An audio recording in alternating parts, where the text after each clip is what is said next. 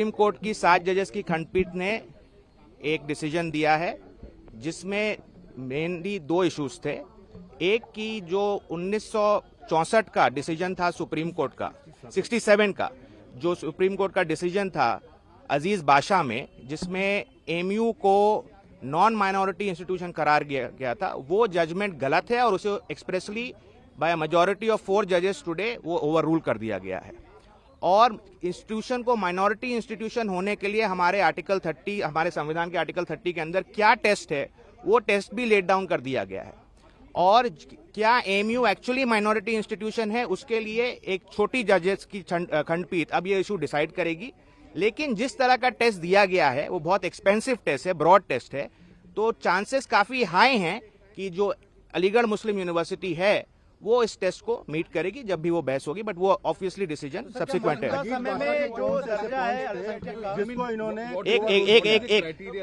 The criteria is effectively the history of the organisation which is pre-establishment, that has to be taken into account. The court has also noted, which was an important issue, that incorporation of an institution, which is a legal issue, is different from its establishment, which is a factual issue. So incorporation can be done by a legislature, but the establishment can be done by a minority community. So a minority community can establish an institution but through a legislature. That is one of the findings of the court.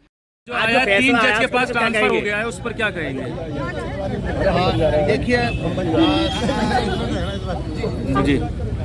देखिए सबसे पहले मैं Aligarh Muslim university की तरफ से और मैं अपनी जानिब से भी जो सुप्रीम कोर्ट का जजमेंट आया, डिसीजन आया है, उसका हम दिल की गहराइयों से स्वागत करते हैं, वेलकम करते हैं।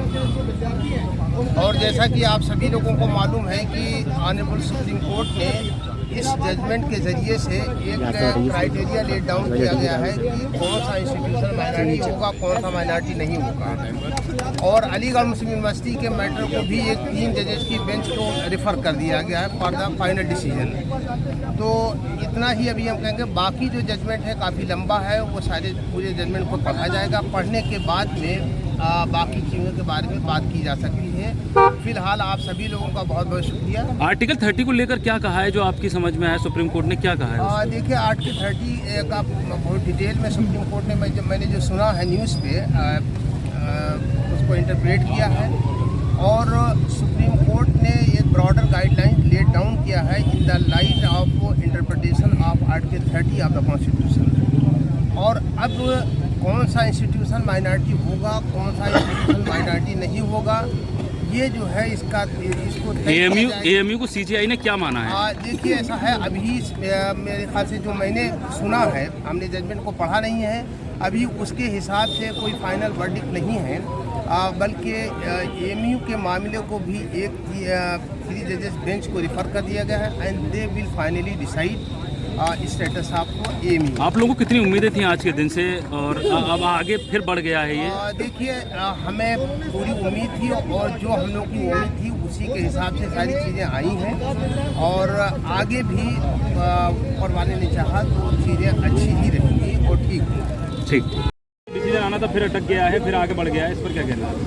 देखिए तकरीबन अभी तक जो खुशी मनाई जा रही थी वो इस बात की मनाई जा रही है कि माइनॉरिटी स्टेटस अलीगढ़ को मिलता है। लेकिन जो आपका एक सवाल है 3 बेंच का जो फैसला भी आना बाकी है उसको थोड़ा सा रोक लगा दिया है, उसे डिले करने की कोशिश की जा रही है। लेकिन हमें उम्मीद है कि इंशाल्लाह वो भी हक में फैसला आएगा, क्योंकि जब सालों की लड़ाई थी, बरसों पुरानी लड़ाई है, क्योंकि इस लड़ाई को एक अरसा गुजर गया और इस लड़ाई में जितना जद्दोजहद सबके सामने नज़र आई है, तो वो टीचर हो या स्टूडेंट हो या एम्प्लॉय हो या अलीगढ़ मुस्लिम से जो भी मोहब्बत रखने वाले लोग हों, उन सबको परेशानी नजर आई है माइनॉरिटी स्टेटस के लिए। क्या उम्मीद यही है कि इंशाल्लाह फेवर में आएगा फैसला और माइनॉरिटी स्टेटस दिया जाएगा अलीगढ़ मुस्लिम को, क्योंकि अलीगढ़ मुस्लिम के जो कारनामे हैं, जो अपने आप में एक इसकी तारीख है, उसको मद्देनजर रखते हुए अलीगढ़ मुस्लिम को माइनॉरिटी स्टेटस दिया जाएगा, क्योंकि अलीगढ़ मुस्लिम की हुकूमतें भी गवाही है इस चीज़ की कि माइनॉरिटी स्टेटस मिलना चाहिए। मदद हमेशा कोर्टों के द्वारा मदद की है, आज तक हमारे फैसले क्यों नहीं हो पाए? आज इसी सरकार में हमारे फैसले हुए हैं, हम सभी लोगों का शुक्रिया अदा करते हैं, वकील से लेके अली बरादरी पूरी तमाम लोग जो लगे हुए थे, मशक्कत कर रहे थे, वाइस चांसलर मैडम तक और जो हमारे सुप्रीम कोर्ट के जो बेंच है उन सबका दिल से बहुत बहुत शुक्रिया अदा। और ये अली बरादरी के लिए एक आज का दिन ऐतिहासिक दिन रहेगा। मदद हमेशा कोर्टों के द्वारा मदद की है। आज तक हमारे फैसले क्यों नहीं हो पाए? आज इसी सरकार में हमारे फैसले हुए हैं। हम सभी लोगों का शुक्रिया अदा करते हैं, वकील से लेके अली बरादरी पूरी तमाम लोग जो लगे। क्या कहना है? आज जो सुप्रीम कोर्ट का आया लेकिन 3 जज के पास चला गया है, पूरा क्लियर नहीं है, क्या कहेंगे? देखिए, जो लड़ाई थी, जो सिंगल जज इलाहाबाद हाई कोर्ट ने कहा था कि Aligarh Muslim University not establish by the Muslim, और अजीज भाषा में ये था कि ये माइनॉरिटी इंस्टीट्यूशन नहीं है।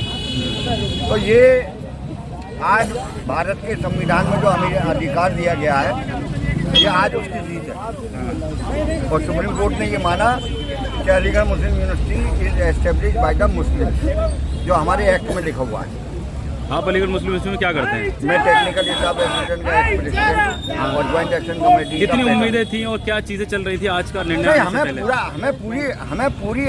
हमें पूरी आस्था है भारत के संविधान पे, और हमें पूरी उम्मीद थी कि भारत के संविधान की लाइट में आज फैसला हमारे हाथ में आया। बेंच पर चला गया है। हम लोग यहाँ बहुत बड़े जो जज साहब ने फैसला सुनाया है, यहाँ के जितने स्टूडेंट हैं, एम्प्लॉई हैं, बहुत ज़्यादा खुश हैं। क्या कहना है अब आपका, जो 3 जज के पास डिसीजन गया है वापस और अटक गया, आज जो पूरा डिसीजन आना था वो नहीं आया, उस पर क्या कहना है? हम लोग जज पे फैसला सुनाएंगे, तो जज साहब फैसला सुनाएंगे, हम लोगों को ठीक है।